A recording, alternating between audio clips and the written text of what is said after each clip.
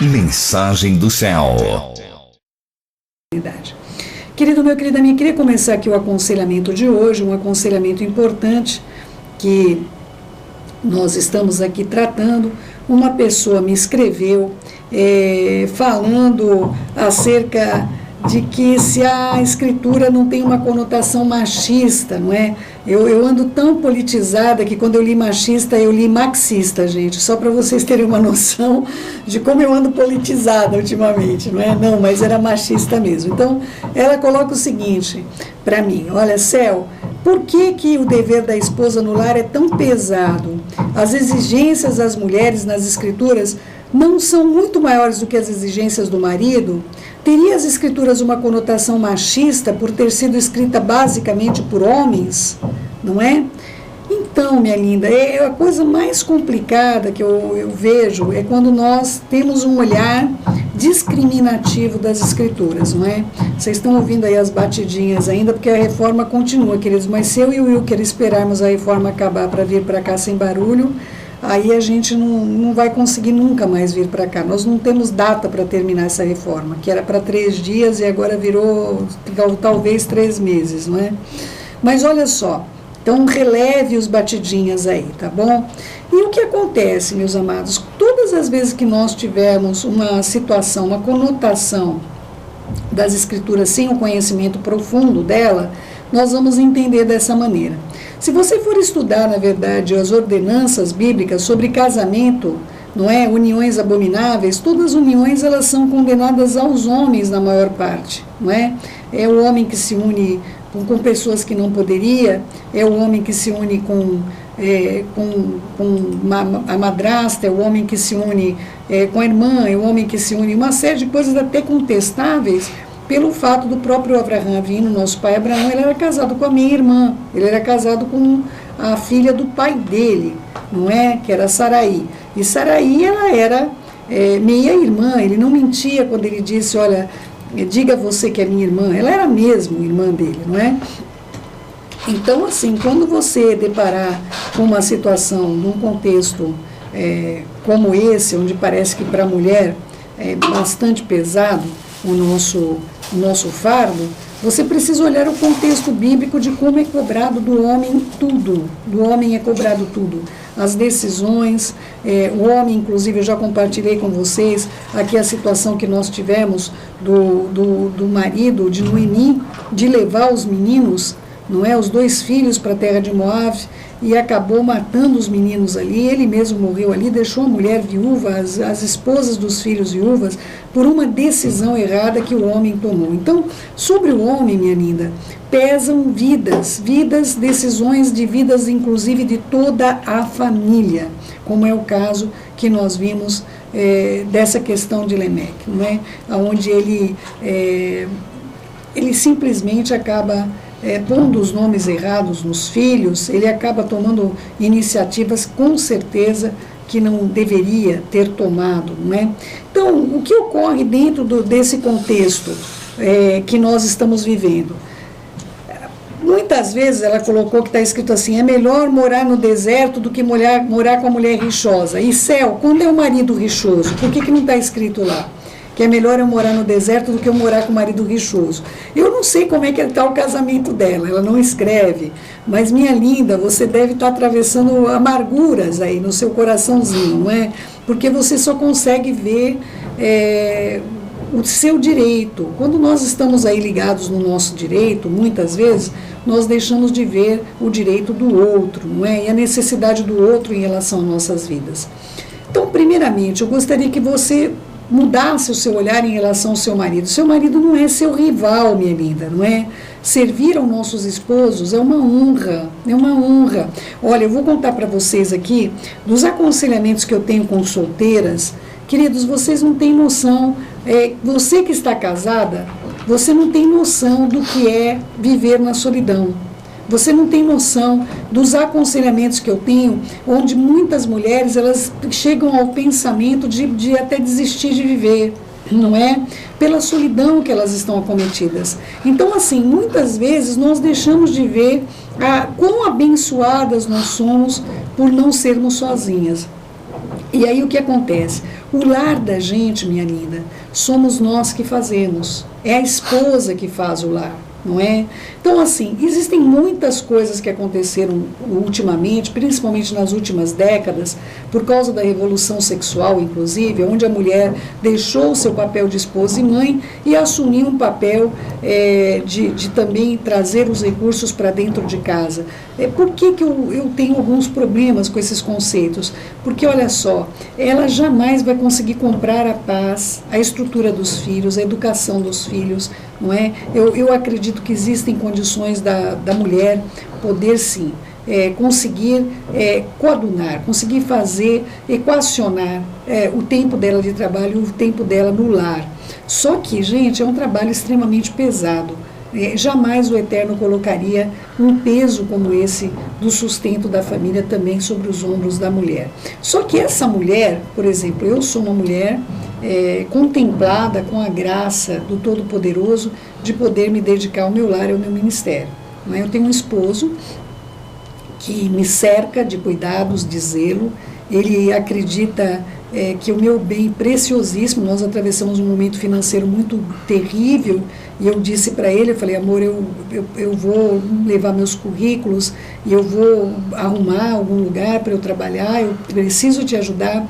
E ele falou, de maneira nenhuma, querida, o que você faz é muito mais nobre do que o que eu faço. Não é a sua vida, você é a minha alegria. A alegria minha é poder ser útil na sua vida para que o seu ministério flua. E assim o meu ministério vai fluir através de você. Me dê motivos para eu ir trabalhar. Me dê motivos para eu ir trabalhar.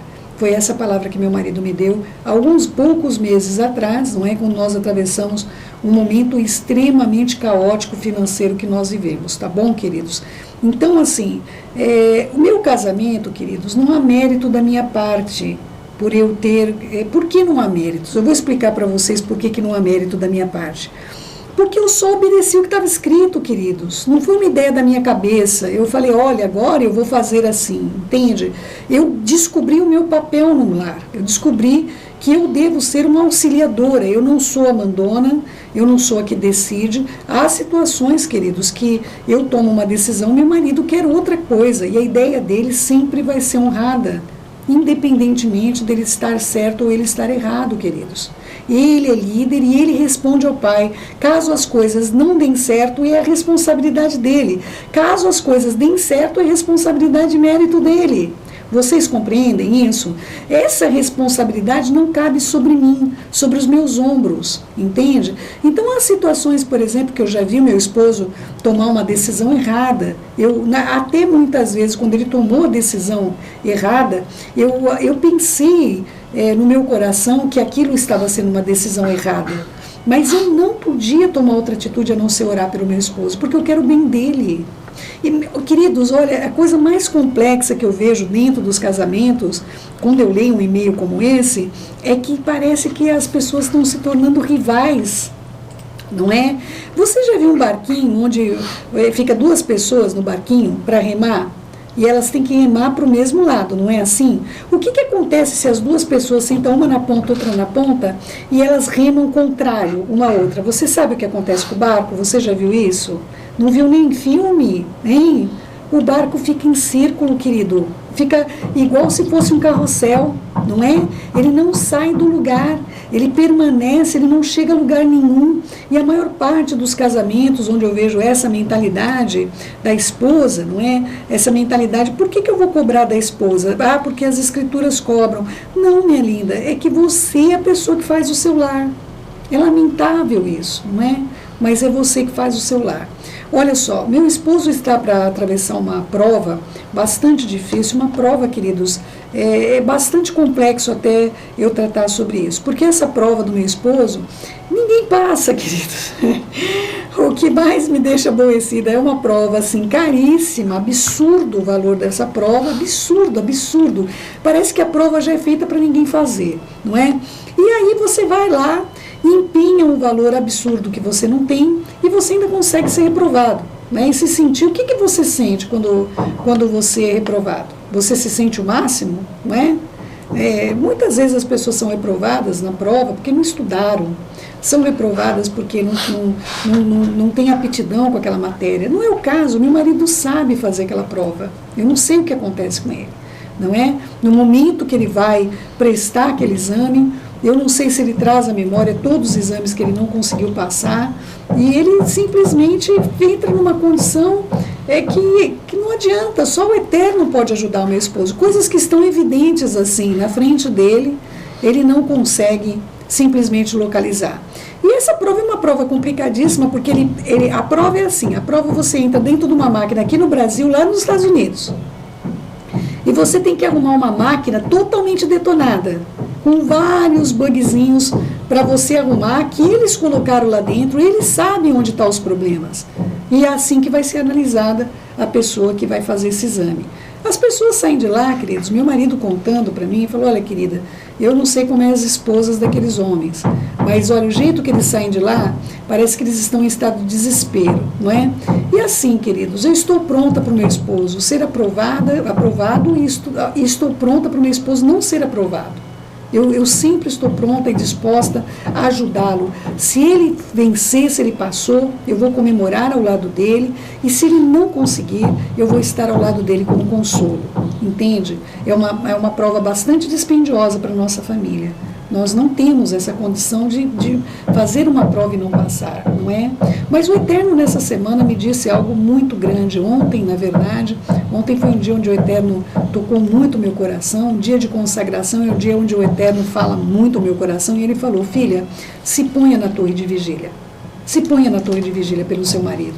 50% dessa prova está nos teus joelhos. Gente, eu me senti, porque o que acontece? Eu estou nos aconselhamentos, eu estou cuidando de todo mundo, eu estou cuidando dos filhos, eu estou ligada num monte de coisa ao mesmo tempo, e muitas vezes eu vou estar orando sim pela prova, mas de uma maneira, como eu vou te dizer, Senhor, abençoa essa prova, que meu esposo possa ser bem sucedido. Eu não vou estar cercando ele como uma torre de vigília, eu não vou ser uma cidade forte, uma muralha ao redor do meu marido. Entende? E o Eterno ontem me falou, filha, 50% dessa prova está nos teus joelhos, não é?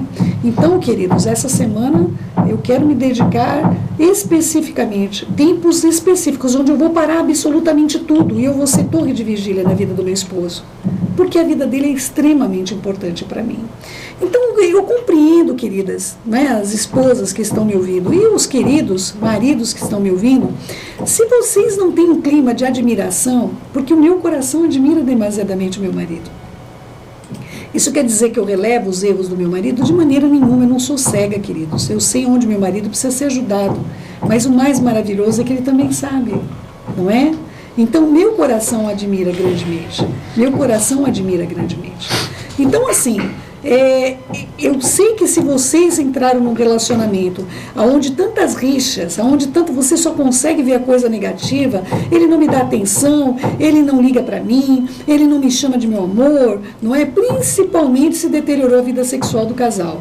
Queridos, olha, eu vou dizer para você que a vida do casal, já disse isso aqui e repito, a vida do casal, ela tem um tripé, ela é um banquinho, imagina um banquinho, com 3 perninhas, não é? A vida do casal é um tripé. Uma das perninhas é a sexual, queridos. Uma das pernas é a sexual. Você não está tendo uma vida, não estou falando para você que está doente, você que está grávida, aí no final de gravidez, não é? Você que está tendo algum problema ginecológico, que não pode ter uma relação sexual porque está usando pomadas aí, antimicóticas e outras coisas mais, toda mulher atravessa por isso, viu, queridos? Não é uma nem outra. Toda mulher, ela atravessa por situações como essa. Mas não porque você quer se vingar do seu marido e você não quer ter relação com ele. Então, olha, eu estou muito aborrecida e eu decidi. Você pode decidir, só que você não vai segurar depois, não é? Você não vai segurar depois as consequências do teu ato insano. Insano. Porque a mulher deve conceder ao seu marido o que lhe é devido. Semelhantemente o marido, não é? Então eu tenho muitos aconselhamentos onde eu pergunto para a irmã, você tem orgasmo na relação? Você tem um prazer na relação? Você tem uma relação completa? Gente, as pessoas pensam que eu estou falando do Erasmo Carlos quando eu falo de orgasmo. Não sabe nem o que quer dizer a palavra, gente. Não é? Então, queridos, é que nem outro dia eu estava vendo as pessoas falando acerca de um sapato que chama-se croque, não é? Aí chegava para todo mundo e falava, se você souber que seu filho está usando croque. E aí a pessoa, sabe, inocentemente falava, eu vou ficar muito triste, eu vou querer levar ele para uma casa de recuperação. Só que croque é nome de uma sandália, assim como orgasmo é o nome do prazer máximo que a mulher sente, que o homem sente toda a relação. E a mulher sente também, o Eterno nos capacitou. A certeza que eu tenho de que o relacionamento conjugal, ele pende para os dois lados, é porque a mulher tem mais prazer do que o homem. A mulher pode ter mais que um orgasmo por relação, o homem só pode ter um. E vai falar que eu sou desfavorecida. Eu sou desfavorecida? Aonde, queridos? Aonde? Se meu marido pode me dar muito mais prazer do que eu consigo dar para ele numa relação. Quando eu vejo a relação sexual em si, eu compreendo o amor do Pai pela minha vida, a recompensa que eu tenho na minha vida, pelo fato de ele me ter dotado de ter mais prazer sexual do que meu marido. Ele me dotou também de ser mais prazer, ter mais prazer dentro da minha vida conjugal do que o meu marido. É uma honra poder servir o meu marido, é uma honra poder dobrar meus joelhos por ele, é uma honra eu poder cuidar da saúde do meu esposo, é uma honra eu poder cercá-lo com a minha amizade, ele poder contar com a minha amizade. Entende, queridos? É uma honra. Eu tenho muito mais prazer em ser esposa do que meu marido tem de ser esposo, queridos. Ele tem que cuidar lá de máquinas, que nem ele olha, outro dia ele me escreveu, ele falou, querida, está chegando o melhor momento do dia. Eu falei, o que foi, querido? Ele falou, o momento de eu ir para casa te encontrar.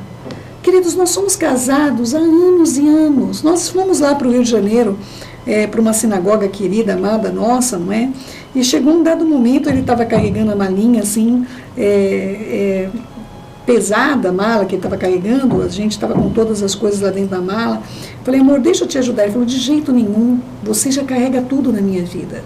Como que eu vou deixar você carregar mais alguma coisa? Tudo na minha vida está sobre os seus ombros. Então, meus queridos, essas coisas me fazem uma mulher apaixonada. Me fazem uma mulher que o fascínio dele na minha vida é extraordinário, não é? Agora, você que não tem esse tipo de relação, você que não tem não desenvolveu essa amizade, eu e meu marido, nós somos amigos, queridos, amigos verdadeiros. Ele me conta tudo o que acontece na vida dele e eu conto para ele tudo o que acontece no meu dia. Nós temos um momento especial para fazer isso. A gente vai caminhar juntos e nessa caminhada, a gente numa volta, a gente conta tudo o que aconteceu na vida de um do outro e nas outras caminhadas nós oramos e apresentamos tudo aquilo que aconteceu nas nossas vidas naquele dia, não é? Então assim, nós somos amigos, nós somos amantes, nós somos parceiros, nós somos esposo e esposa, nós somos continuamente servos do Todo-Poderoso, não é?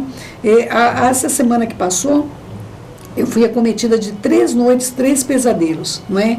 E um pesadelo terrível que foi no sábado para o domingo. E aí passou o dia, eu esqueci que eu tive pesadelo. Quando nós fomos deitar, nós deitamos, normal, daqui a pouco ele levanta, né? Até pensei, falei, será que vai no banheiro, aconteceu alguma coisa? Ele acendeu a luz, falou, querida, eu tenho que te ungir para você não ter pesadelo. Queridos, eu tinha esquecido, não é? Mas ele lembrou que eu tive pesadelo, ele me ungiu e realmente eu dormi uma noite. Isso, gente, é o cuidado do sacerdote. Ele é meu sacerdote, meus amados. Ele cuida de mim. Então, minha amada, essa questão tua de conotação, de colocar as coisas dessa maneira, como se a Bíblia fosse machista, como se uma série de coisas mais, não observe dessa maneira. Não observe dessa maneira. A mulher tem sim uma responsabilidade superior no lar, minha linda. Ela é que permanece mais tempo nesse lar. Infelizmente, as mulheres têm sido arrancadas dos seus lares. As mulheres têm sido levadas a fazer o que elas não têm força, nem estrutura emocional de fazer. Então, eu quero pedir a você que reveja verdadeiramente no seu dia a dia o projeto do Eterno para a sua vida. Agora, tudo pode mudar pela oração, minha linda. Você pode mudar pela oração, o seu lar, o seu esposo pode mudar pela oração. Pouco esse lar vai mudar se você falar. conseguiu, a não ser que seja de um modo pacífico e que tenha abertura para isso. Mas há lares como, infelizmente, foi colocado para mim aqui situações que nós vamos tratar no próximo aconselhamento, onde marido e mulher não se falam mais. Se não se falam, queridos, onde fica o tripé? O tripé é a vida sexual, o tripé é a vida financeira e a outra parte do tripé, e mais importante, é a vida espiritual, não é? Então, como é que fica isso, meu amado e minha amada? Como é que fica uma situação como essa? O seu banquinho está como hoje? Vocês têm comunhão, pelo menos, para esse banquinho ficar em pé, não é? Então, eu desejo que você tenha forças para orar. O Eterno tem um casamento maravilhoso como o meu. Meu casamento é um casamento maravilhoso, queridos. Eu desfruto da vontade de Deus para a tua vida, para a vida de todos aqueles que obedecem à vontade do Pai. E eu acredito que eu vou ter de fazer um curso para casais, curso para esposas, curso para maridos. Porque o que eu vivo, eu desejo que todos aqueles que amam o Eterno possam desfrutar dentro das suas vidas. Tá bom, meu querido e minha querida?